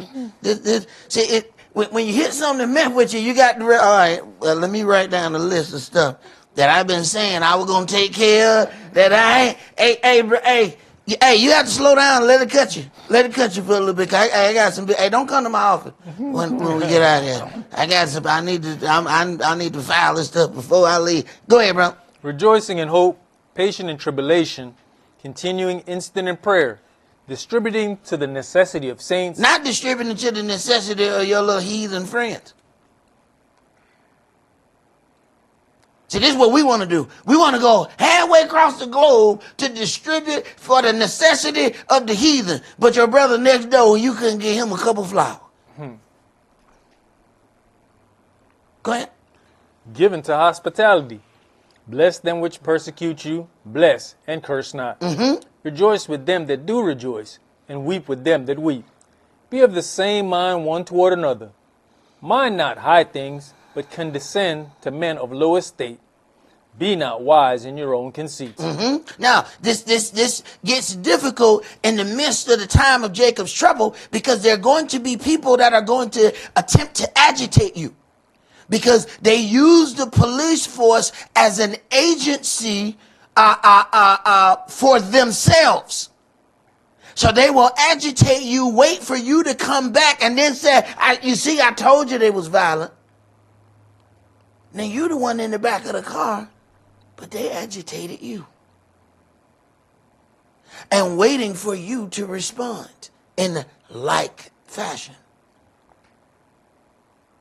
Jacob's time of trouble is going to be utterly confusing. Go ahead. Recompense to no man evil for evil. Uh-huh. Provide things honest in the sight of all men. Right. See, they're trying to get us to that point. It's going to be more than just the things that we're going to encounter. People are going to get more bold when they see the weight that is upon the children of Israel. Man, I hate to even say it. But there's already the mass murderers of our people have never really come to justice. What happened if there's a mass one in this climate right now? I mean, already they've shown if a Gentile come up, kill 30 people, when they come to lock him up, they ask him if he's hungry. You won't stop by Burger King on the way to the jail. If that happened under previous administrations, what are we actually near right now? Go ahead. If it be possible, as much as lies in you, live peaceably with all men. If it be possible. Sometimes the only way to have power with somebody is to stay away from them. Go ahead. Dearly beloved, avenge not yourselves, but rather give place unto wrath. Avenge not yourselves, but you're going to be pushed. See, we have to fight the desire to be vindictive, to say, all right, I'm going to get some get back. Because see, now you're stepping in his business now. And we have to remember that it's written, wait a minute, if Yahweh is dealing with somebody who has dealt with you incorrectly and you laugh, he's going to remove that which he was going to do to them. You got to go sit down and shut your mouth. But if you decide to join in on the fight, now Yahweh says, oh, well, clearly I'm in your way, so let me step back. So you have to fight the desire to become vindictive. Go sit down. If your hands keep moving, go somewhere and sit on them. This is going to be very difficult during Jacob's time of trouble because you are going to be provoked. Go ahead. For it is written, vengeance is mine. Vengeance is whose? Yahweh's. See, it don't belong to you. But this is what that vindictive spirit said. Let's go get some get back. Go ahead. I will repay, says the Adonai. Therefore, if your enemy hunger, feed him. Now, I ain't saying turn around and let somebody step on you. You got to live. It come between my life or yours. You out of here. Thank you for coming out. God bless. Good night. Yellow and blue make green. Zip him up. Go ahead. Therefore, if your enemy hunger, feed him. If he thirst, give him drink. For in so doing, you shall heap coals of fire on his head. Be not overcome of evil, but overcome evil with good. And this is going to be extremely difficult during the times of Jacob's trouble. Now, the nations are forever angry with us. They have a vindictive spirit toward the children of the covenant. The irony is that we were the ones actually dealt with in an incorrect fashion. But the nations are like the only child of an household and feels entitled in all situations. So the nations are angry at us for becoming free. And in vindictive revenge, they aim to repay us for actually wanting to be free. How dare you desire to be free? And they aim to punish us for this desire. And all we have to do is think about what happened in Haiti, what's happening now. Haiti is forever punished because they fought for their independence and won. Now, why is that important? They didn't fight against all Gentiles. They just fought against the Gentiles that were oppressing them. But I want you to pay attention to who's oppressing them. All of the Gentiles. Now, that's rather interesting. So they fought and won against the Gentiles that were oppressing them. But the Gentiles joined together as a unit and forever oppresses those people. So even though they're separate in their dealings, when it comes time for collective punishment, they get together and say, how dare they actually want to be free. And I mean, it is going on. There is a clear-cut line between what happens in Haiti and what happens on the other side of that same landmass. You have folks who say, hey man, I'm going to the DR, bro. I'm going here. I'm going, and not now time. You heard Brother Tom, I'm going on vacation to Haiti. I said, the hell you will. Mm-hmm. They make sure that they will not let the foot off of their neck. Why? It may inspire other revolts.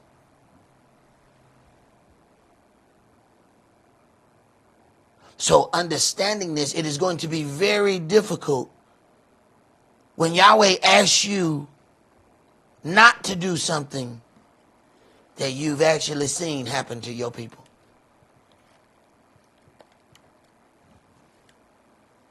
Let's go to Genesis chapter 31.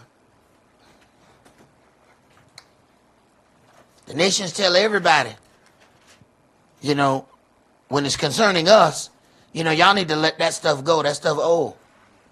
But when you look at the nations, they haven't let anything go. They'll tell you in a minute to remember the atrocities that they felt like happened to them.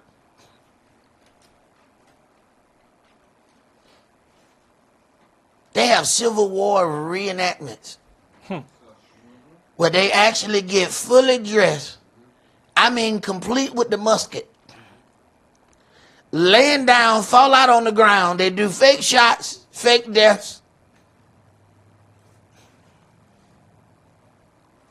They want to make sure it's never forgotten. Right down the street in the Stone Mountain, they got their generals carved on the mountain. Every street is named after a Confederate war hero.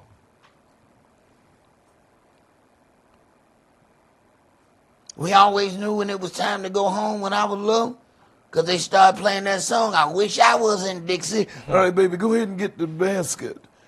They're about to get wild out here. Oh, when they sung the Dixie song, we knew to get the hell out of Stone Mountain. Because they're about to get bold now. Okay.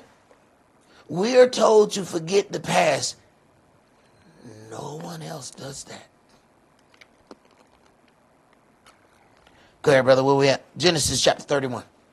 And he heard the word of Laban's sons, saying, Jacob has taken away all that was our father's, and of that which was our father's has he begotten all this glory. You have to understand the vindictive nature of the nations. They believe that you have gotten rich from their country. Never mind that you have worked and gathered these things. They feel a certain way because you as a slave are never supposed to acquire it. What they say in Rosewood? That nigger got a piano. I ain't even got a piano. How dare that Negro get a piano? Automatically, his house had to catch flames. See, we forget the houses that they burned down was not the ordinary person.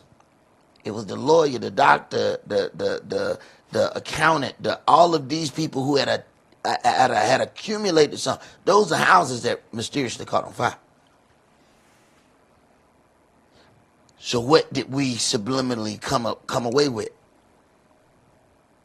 Try to do good, but not too good. You do too good, somehow your house don't make it. Go ahead. Jacob beheld the countenance of Laban, and behold, it was not toward him as before. Mm-hmm. And Yahweh said unto Jacob, return unto the land of your fathers. All right. Stop right there. Look at what's happening. After a while, they believe that these people have accumulated too much. You got to understand, there's certain American staples here that once you get them, you are a problem. A black man can have a Ferrari and nobody say anything to him. He can have a Lamborghini and nobody says anything to him. He get a Corvette and they have a real problem with you. Why? Because that's an American staple. He can ride around with a 1300 Jitsa. He can have a Ducati. But when he get that Harley, now they got a problem with you. You might get ran off the road. You got to be careful. Because now you're getting American staples. Now, you ain't supposed to have that. So now there is a vindictive push here. They have acquired things. They're angry at you. And we going around flashing everything that we got. They are angry at your things that you have gotten. They said, look, man, all this stuff that he got this. This is our father's. Now the countenance concerning him has changed. Pay attention. These ain't just stories. Go ahead. Isn't that what Trump just went through and did? Knock down all the high-ranking black people in government offices? Okay. You ain't supposed to have this. I don't care how educated you are. I don't care how many degrees you've gotten. I don't care any of that. You have forgotten your place. Okay. Go ahead. And Yahweh said unto Jacob, return unto the land of your fathers, to your kindred, and I'll be with you. So then Yahweh allows it to happen so that you'll have motivation to want to go back to this land of yours. Also pay attention. Go ahead. And Jacob sent and called Rachel and Leah to the field unto his flocks, and said unto them, I see your father's countenance, that it is not toward me as before, but the Elohim of my father has been with me. Mm-hmm. And you know that with all my power I have served your father. And your father has deceived me and changed my wages 10 times. But Elohim suffered him not to hurt me. Now, Elohim suffered him not to hurt me, but he done changed my money 10 times. Go ahead. If he said thus, the speckle shall be your wages, then all the cattle bear speckled. And if he said thus, the ring straight shall be your hire, then bear all the cattle ring straight. Now, you have to pay attention to Yahweh's involvement in the situation. They keep trying to work a way to take something away from you, and Yahweh then pushes the spirit on the side where you are being oppressed. This is how you have to learn how to stay out of his business. See, you get mad when they say, all the speckles shall be your wages. Now you trying to fight. Yahweh already got you. Everything they're going to bear going to be speckled. Then they're going to have to change it again. And then Yahweh going to change it again. But imagine you. Now here you go. Well, you know what I'm going to do? I'm going to stash full sheep under the hill. Nah, there you go. Now you done got caught with stealing.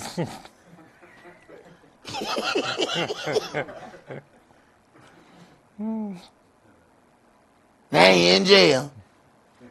Because you trying to make the thing happen, and Yahweh had you the whole time. I know they changed your wages. I was in the office when they did it. Go ahead. Thus Elohim has taken away the cattle of your father and given them to me. He has taken away the cattle of your father and given them to me. But you notice he didn't try to steal the stuff to make it right himself. Time of Jacob's trouble is going to be confusing. Go ahead. And it came to pass at the time that the cattle conceived, that I lifted up mine eyes, and saw in a dream, and behold, the rams which leapt upon the cattle were ring straight, speckled and grizzled. And the angel of Elohim spake unto me in a dream, saying, Jacob. And I said, Here am I. And he said, Lift up now your eyes, and see, all the rams which leap upon the cattle are ring-straight, speckled, and grizzled. Right. All of the payments that I had to change for you. So pay attention. Go ahead. For I've seen all that Laban does unto you. I have seen. He had to go and talk to him. All right, my child, I have. Man, just shut up. Just keep working. Yeah, but what they be doing in the office, Just shut up and go to work. but then when they and then in the break room one time, they had said, Shut up and go to work. Go ahead, Bree. I am the El of Bethel, where you anointed the pillar, and where you vowed a vow unto me. Now arise, get you out from this land, and return unto the land of your kindred. And Rachel and Leah answered and said unto him, Is there yet any portion of inheritance for us in our father's house? Are we not counted of him strangers? For he has sold us, and has quite devoured also our money. For all the riches which Elohim has taken from our father, that is ours, and our children's. Now then, whatsoever Elohim has said unto you, do. Then Jacob rose up, and set his sons and his wives upon camels. Now, I tell people this is a pretty big situation. This is this man taking his wives from their father's house. He didn't just do this without talking to him. Now, some would just beat on the chest. you know, look, now I am the head of the house. I'm the king of the castle. And this is what I'm saying. We leaving. You know, if one of them fight him when this journey is taken, this journey ain't going to be good. So he got to talk and make sure, all right, now we all on board before we pack these bags. Because I don't need to be having no conversation as we moving, because once we get to moving, we got to move.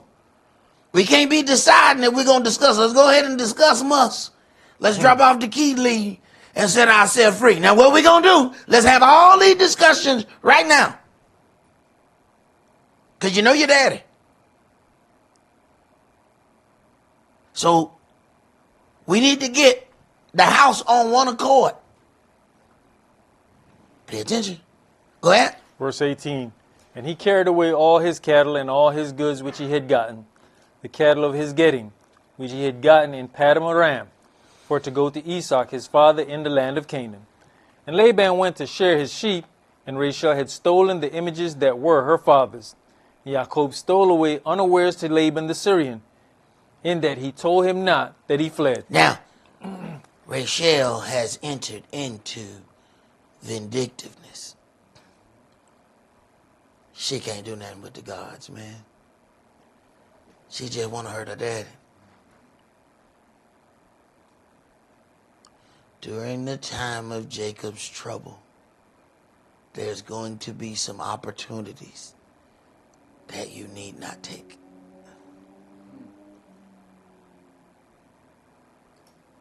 Go ahead.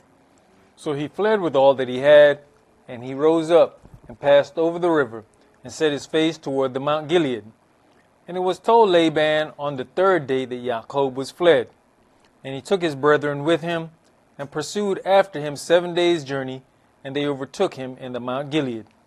And Elohim came to Laban the Syrian in a dream by night, and said unto him, Take heed that you speak not to Jacob either good or bad. Now, once again, Yahweh does not stop the situation.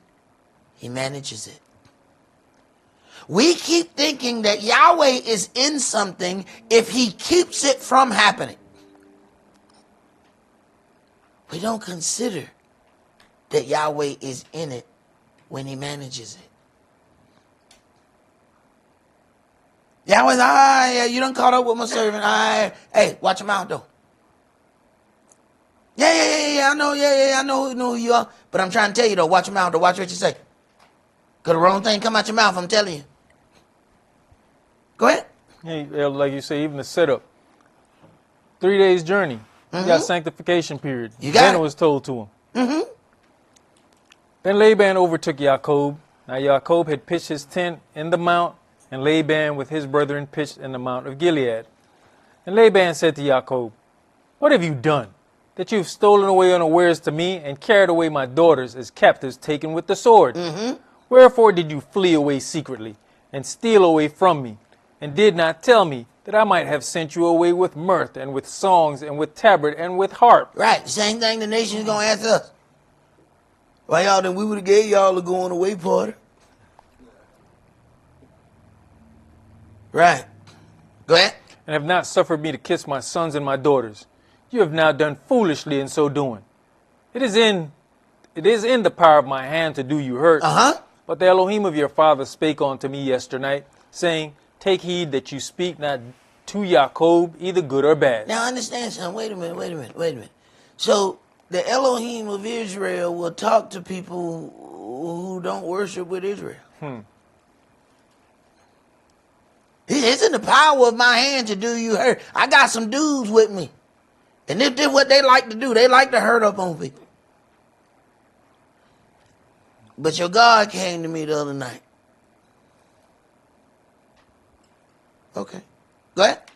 And now, though you wouldeth needs to be gone, because you sore longeth after your father's house, yet wherefore have you stolen my gods? So now the vindictiveness has now entered into this situation. Yahweh is managing the situation, but an element of our house has decided that it's going to get its own revenge. When the wages were changed, Yahweh changed the way the wages were added. So indeed, we lost nothing. It may be a situation where somebody comes and take $1,000 from you. And then 2 months later, Yahweh calls $1,500 to come to you. You ain't got sense enough to know that those are together. That the reason you got this 15 is because that 1,000 was taken from you. But you know what the selfishness of us said? Damn it, I could have had $2,500. No, genius. The 15 is because of the one that was taken over here. He added a fifth part to it. You were never going to have 25. So even though we got repaid, we still walking around angry. I'm going to get that damn 1,000. I'm going to get that damn 1,000. You wait. The first time he slipped, he done already paid you back. He done already paid you back. Go ahead. And Jacob answers and said to Laban, Because I was afraid, for I said, Peradventure you would take by force your daughters from me. With whomsoever you find your gods, let him not live. Now look at that. He has now cursed his own house. There's power in this man's voice. There's power in his words. This is a blessed man of Yahweh. I don't care what he's going through. He is a blessed man. Now, not knowing that a part of his house has entered into the vindictive revenge part, he has opened his mouth. Why? Because they even hid their vindictiveness from him. Go ahead. Before our brethren, discern you what is yours with me, and take it to you.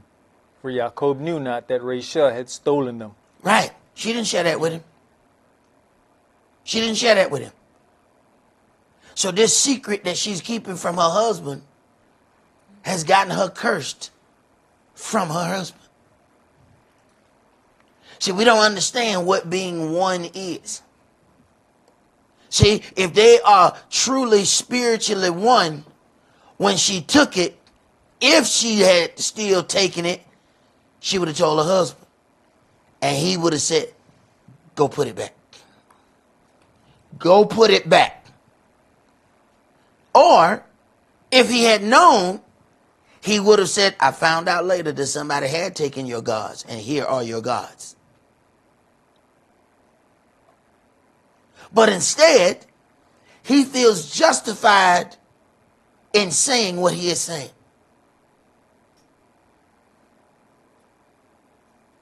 Because she was not one with her husband. She kept that and hid it from him. And she gonna pay the price for that. Go ahead. And Laban went into Jacob's tent and into Leah's tent, and into the 2 maidservants' tent, but he found them not. Then went he out of Leah's tent and entered into Rachel's tent. Now Rachel had taken the images and put them in the camel's furniture, and sat upon them. And Laban searched all the tent, but found them not. And she said to her father, Let it not displease my master that I cannot rise up before you, for the custom of women is upon me. And he searched, but found not the images. So she's very crafty. A lioness has craftiness. Go ahead. And Jacob was angry. Now, he's angry because now he feels even more justified.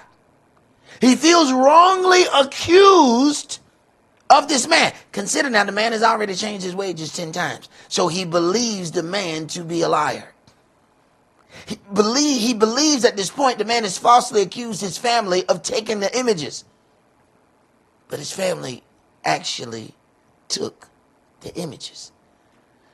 Now him feeling justified, the mouth gonna run deeper. Go ahead. And chode with Laban. Jacob answered and said to Laban, What is my trespass? And what is my sin, that you have so hotly pursued after me? Whereas you have searched all my stuff. What have you found of all your household stuff? See, he going there.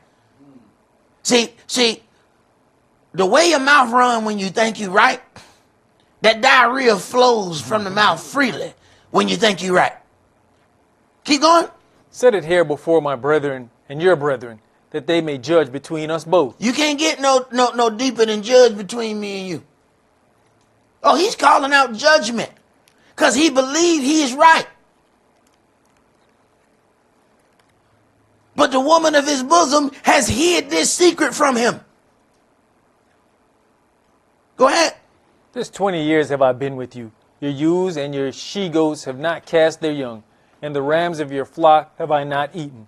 That which was torn of the beasts, I brought not unto you. I bear the loss of it. Of my hand did you acquire it, whether stolen by day or stolen by night.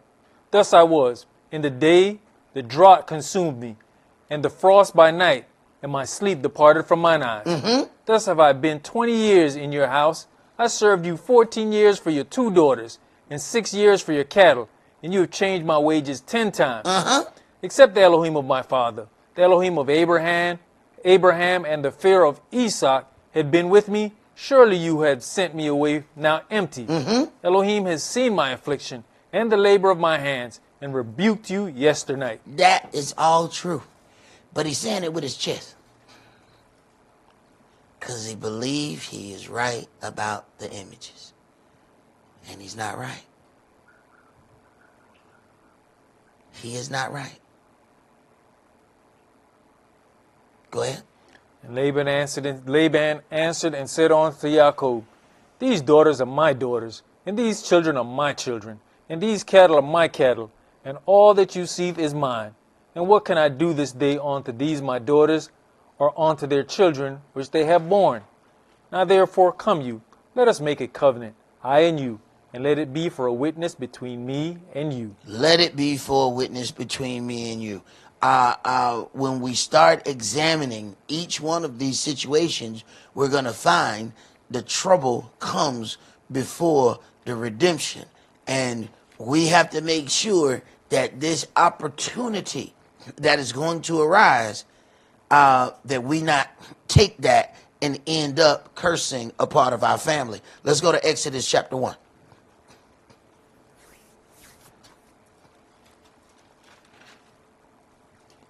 See, when a lot of things are happening at the same time, it kind of pushes you to where you feel like, yeah, a bad thing is about to happen, but it ain't that bad.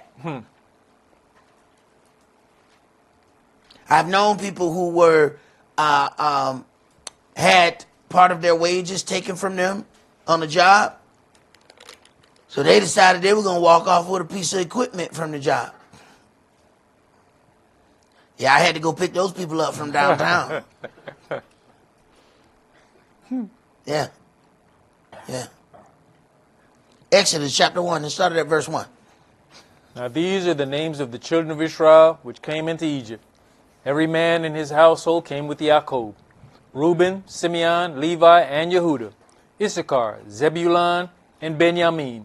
Dan and Naphtali, Gad and Asher, and all the souls that came out of the loins of Jacob were 70 souls, for Yosef was in Egypt already. And Yosef died, and all his brethren, and all that generation. And the children of Israel were fruitful, and increased abundantly, and multiplied, and waxed exceeding mighty, and the land was filled with them. All right, so Israel multiplied. Go ahead. Now there arose up a new king over Egypt, which knew not Yosef. That's all it took for the calamity to begin. A new king arose. We get a new king here for you. At least them people get a new king. That new king stay until he dies. So then at least there's the same regime that they can look forward to.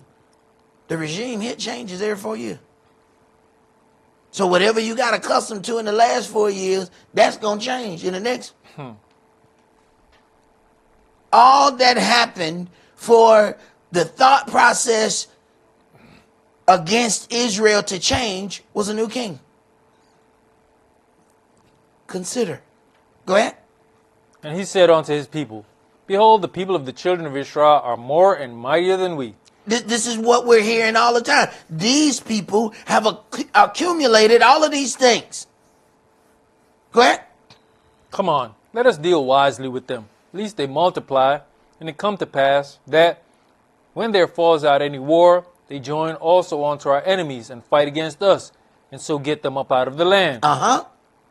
Therefore they did set over them taskmasters to afflict them with their burdens. So they want to get the children of Israel out of the land, but their way of doing it was to set them with very, very difficult labor, hoping they would leave on their own. So let's get them out of the land. Let's work them to death. Take a look at the difficult jobs. And when you see the difficult jobs, pay attention to who doing them. I didn't say the jobs that pay this or pay that. They may be good paying jobs. Find out if they're difficult or not and see who doing them. Go ahead. And they built for Pharaoh treasure cities, Pithom and Ramses. But the more they afflicted them, the more they multiplied and grew. And they were grieved because of the children of Israel. Now, the children of Israel have not done anything to these people, but they are grieved. Their countenance has changed toward the children of Israel, and they are grieved at everything that they are able to accomplish. They have not been harmed at all. Okay, go ahead. And the Egyptians made the children of Israel to serve with rigor. And they made their lives bitter with hard bondage, in mortar and in brick, and in all manner of service in the field. All their service, wherein they made them serve, was with rigor. And the king of Egypt spake to the Hebrew midwives, of which the name of the one was Shiphrah, and the name of the other Puah. And he said, When you do the office of a midwife to the Hebrew women, and you see them upon the stools, if it be a son, then you shall kill him. But if it be a daughter, then she shall live. Now, we have to examine the mortality rates that are happening among our people in hospitals when it comes down to birth. How is it that birth was safer for black people when we delivered in a house than it is for black people delivering at a hospital? How is it we have all of this advanced medicine, but we're losing more babies now than we did when they had it in a dusty shack in the back? What happened to all your advanced medicine? But those children were a commodity then. It was profitable for them to have more slaves, so they didn't hinder the process. That process is being hindered. Just when a black woman has a black doctor, the mortality rate goes tremendously, like doubled. How is that? You mean tell me all the white doctors dumb? Come on. No, they wouldn't have got no degree. They ain't dumb. Something is happening. let us deal wisely with this people. Okay, go ahead. But the midwives feared Elohim, and did not as the king of Egypt commanded them, but saved the men children alive.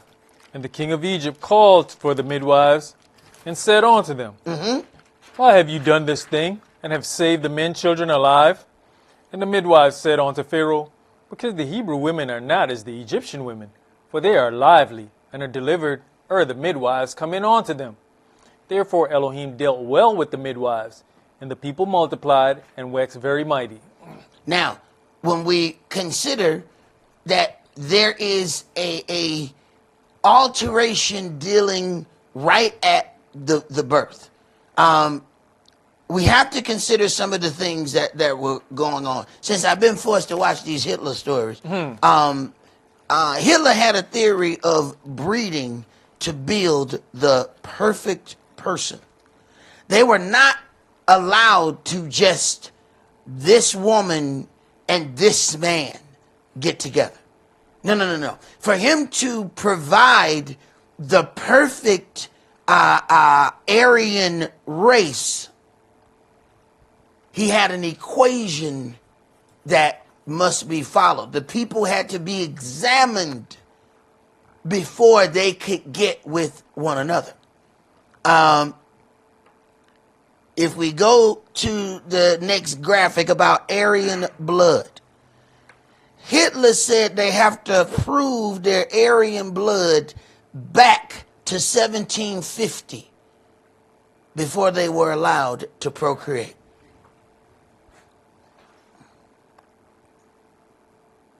Now, while we're doing whatever we're doing, we got to understand the supremacists have a whole different thought process going on. But I want you to consider something, why they are so intent on doing some of the things that they are doing. Now, when we go to the next graphic and consider controlled breeding. First of all, there was controlled breeding amongst our people during the time of slavery. They put the biggest man with the biggest woman to make the biggest slave. So, as they, depending on what they wanted, depending on, you think about breeding dogs. They are breeding dogs. So, wait a minute, this one was fast. I want to breed this one with the other mother that was fast. Oh, this one was very good to look upon. Wait a minute, there's a pretty, real pretty female dog over here. So they bred them for specific purposes. This is what was happening during the times of slavery with us. And there was a sports writer who got in deep trouble because he said it on television. He said, well, I can tell you why the black people are better athletes. Yep, Jimmy the Greek. He messed around and he said because they were bred this way in slavery. He ended up working at the Walmart. Because he told too much truth. He said they were bred this way. You took the strongest one and mated it with another strong one, and you made these people stronger. They weren't ready for that kind of truth. But what did they do, though? That was a sports commentator. Now consider what's happening today with controlled breeding amongst our people. Look at how many sports stars are intermarrying into other nations. What are we doing? Strengthening their DNA. It's controlled breeding. Exactly what Jimmy the Greek got fired for. Pay attention. Now you have all of these sports figures, and all of them seem to be around the same complexion. And you're like, that's interesting. Now look at their mother and father. You have controlled breeding. You have the largest black man you've ever seen mate with a Gentile woman who about 1.5 feet. And you're like, what the hell happening right here? She like she gonna die. Controlled breeding. Next generation, look at what's happening. Now you have more and more sports stars. Wait a minute. Now you see why they're sending these individuals to these colleges they will then get connected with somebody, control breeding. They have not stopped what they were doing. They just changed the nature of it. That's going to get interesting during Jacob's time of trouble, because you have Jacob that don't know they Jacob. That's about to get interesting. Go ahead. You know, Elder, just to add to that, on the other end of those of us who decide to get and stay within our nation of people, they've cut out the blood test for sickle cell. So now, whereas you could look and say, okay, well, you got sickle cell traits and I got sickle cell traits, this kid could end up full blown. So we might avoid this situation. Now it's up to you if you want to go get the test, so that then still helps to weaken us on this side if we try to stay within one another. Everything that is being set up is set up to attempt to weaken us. They are playing gene pool and DNA games while we just looking at who we think is attractive. You got other people trying to go back and look at their racial, ethnic background for 200 years, and we just looking at who look fine in them jeans. Okay. All right. Let's go to Genesis chapter 32.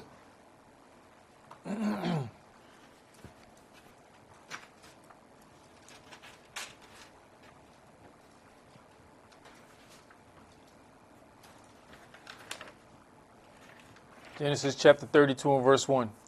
And Jacob went on his way, and the angels of Elohim met him.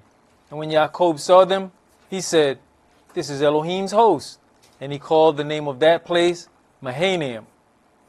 And Jacob sent messengers before him to Esau his brother onto the land of Seir, the country of Edom. Now, he is about to go toward his brother. They had a bad interaction the last time he left. Now, he's gotten mistreated by Laban and all of this time that he's gone, and now it's time to return to the land. But he did something that wasn't quite right when he left the land. Okay? So now he's got to go back in. We find what? Moshe had ended up killing a man.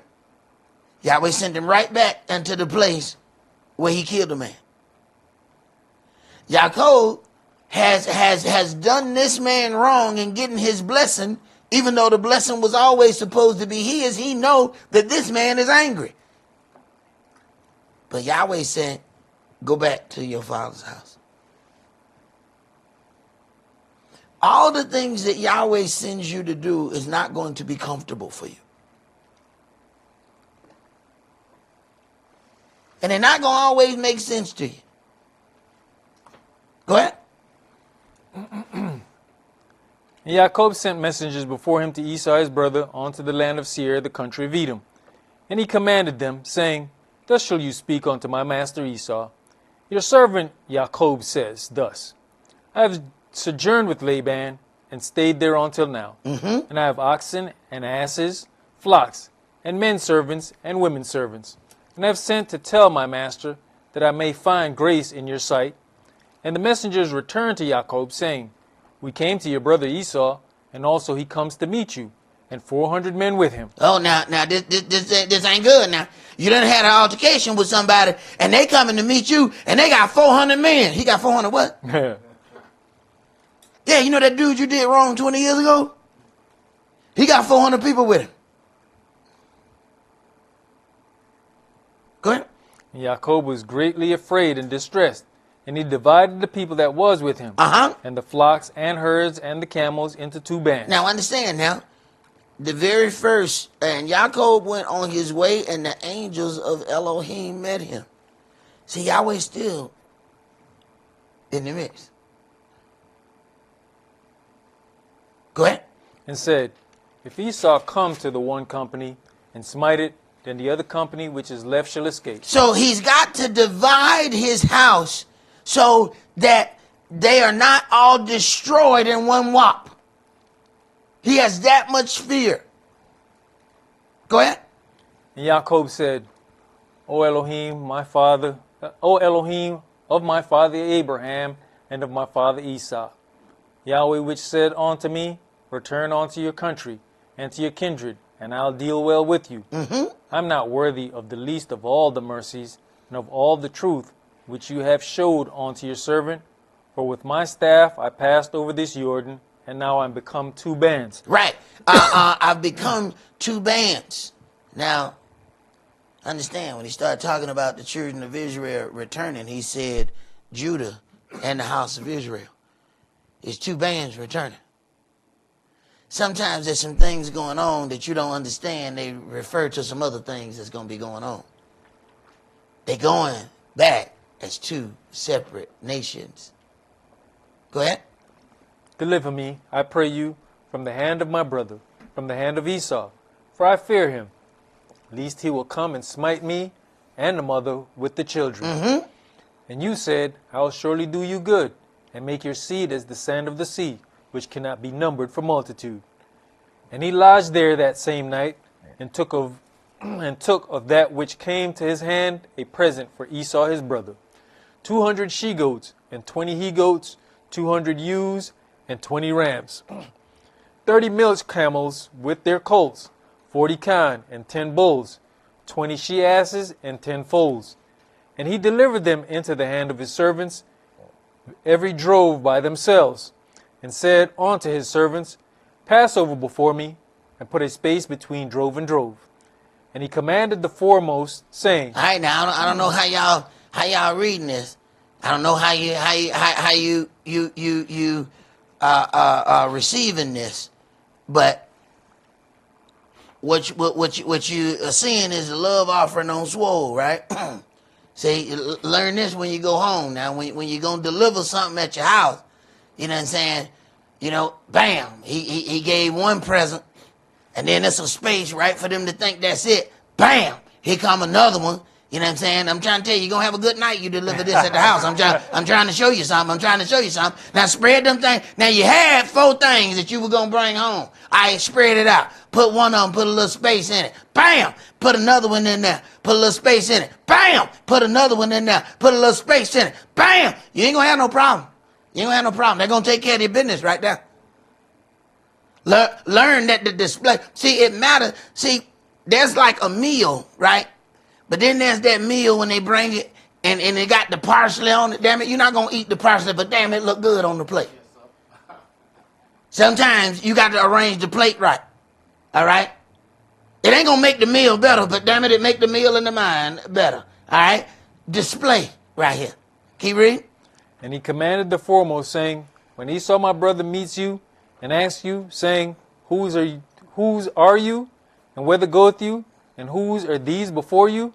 Then you shall say, They be your servant Jacob's. It is a present sent on to my master Esau. And behold, also he is behind us. And so commanded he the second and the third, and all that followed the droves, saying, On this manner shall you speak unto Esau when you find him.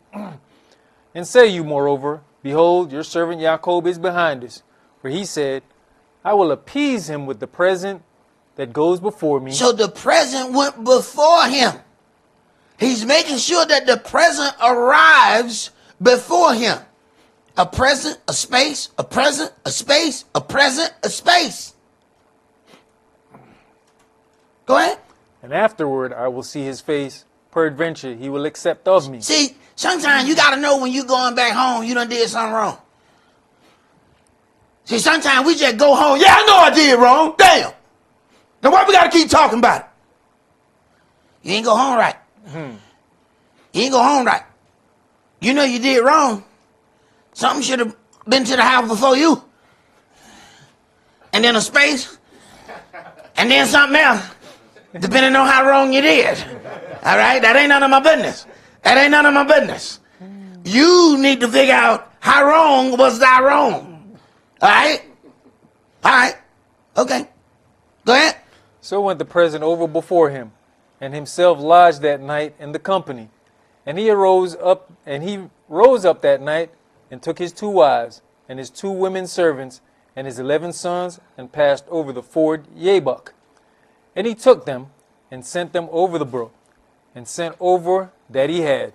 And Jacob was left alone, and there wrestled a man with him until the breaking of the day. Now, Does this happen if he doesn't end up alone? See, when Yahweh is trying to deal with you, he needs to deal with you without all this other stuff. A situation has happened where he has had to separate his house, but it has gotten him to the point where now he's alone. Now Yahweh can have a real conversation with you. Go ahead. And when he saw that he prevailed not against him, he touched the hollow of his thigh, and the hollow of Yaakov's thigh was out of joint, as he wrestled with him. And he said, let me go, for the day breaks. And he said, I will not let you go, except you bless me. And he said unto him, what is your name? And he said, Yaakov. And he said, your name shall be called no more Yaakov, but Israel. For as a prince have you power with Elohim and with men, and have prevailed. Right. If you are Israel, you are prince. He has then named him after the prince. Well, Yahweh the king. Does he get this name without all of the other events happening? There are a whole lot of things that we want to erase. But if you erase those hardships, you're also erasing the good thing that comes at the end.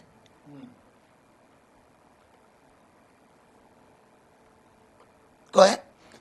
And Yaakov asked him and said, tell me, I pray you, your name. And he said, wherefore is it that you asked after my name? And he blessed him there. And Yaakov called the name of the place Peniel, for I have seen Elohim face to face, and my life is preserved. And as he passed over Peniel, the sun rose up on him, and he halted upon his thigh. Therefore the children of Israel eat not of the sinew which shrank, which is upon the hollow of the thigh, unto this day, because he touched the hollow of Yaakov's thigh in the sinew that shrank. All right. So we're going to stop right there. But one of the things that we have to understand is during the most tumultuous time, during the biggest amount of his fear, here come the angel. Now, you erase the fear. You erase the trouble. You also erase the angel. What you want, Jake? You say this is what you want, right? You say you want to go to your land. You say you want to be redeemed. You say you want all those things, right? All right. Let's see if you want that, what you say you want. That's all that we're going to do for today. Remember the Sabbath to keep it holy. Shabbat shalom. Shabbat shalom.